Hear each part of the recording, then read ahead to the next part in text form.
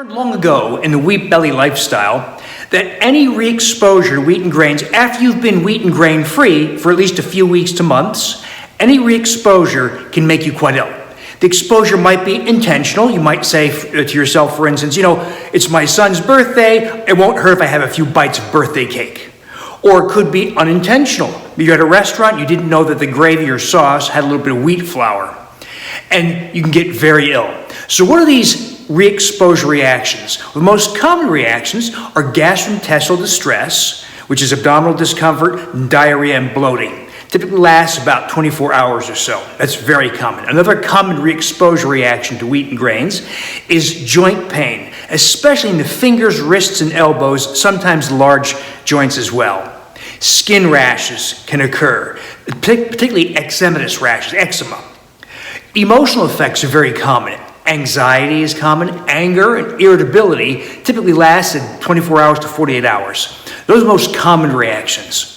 Less common.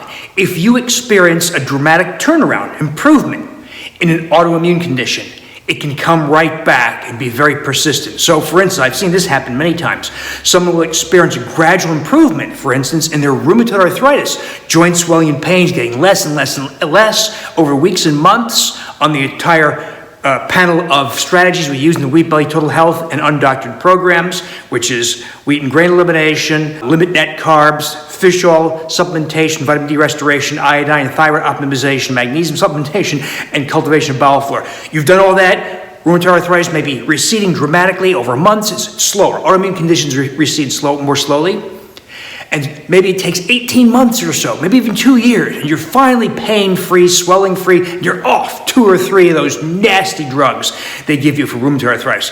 Then you get re-exposed. It comes right back within hours, literally, and the pain and swelling and disfigurement can come right back. It may take 6 months of wheat and grain avoidance to get back to where you were and be free of the pain, swelling, and prescription drugs once again. So autoimmune conditions can come right back. So it's very important to never get re-exposed if you have an autoimmune condition that receded on the wheat belly or undoctored lifestyles.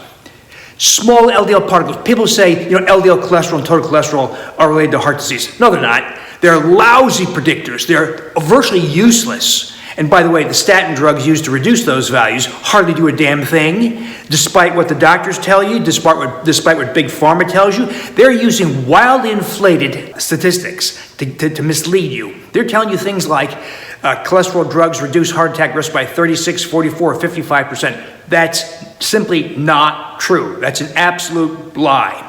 It's more like 1% over several years at most. So anyway, the real cause for heart disease, there are many of them. There's actually a long list of real causes for heart disease, not LDL cholesterol. A very common cause, though, is an excess of small LDL particles. They're small, they're able to infiltrate into the arterial wall more readily, they're more adherent to the components of the artery wall. Once they gain access into the wall, they're much more inflammatory and oxidation prone. They're much more likely to cause atherosclerotic plaque, heart disease, heart attack, etc. Funny thing about these small LDL particles, they're not just smaller, they have a unique shape or conformation. And the liver no longer is capable of recognizing them. So the liver recognizes large LDL particles quickly, and it clears a large LDL particle formed from fat consumption within about 24 hours. If you consume grains or sugars, that leads to formation of small LDL particles. The liver is incapable of recognizing those particles effectively. It takes about a week to clear those particles.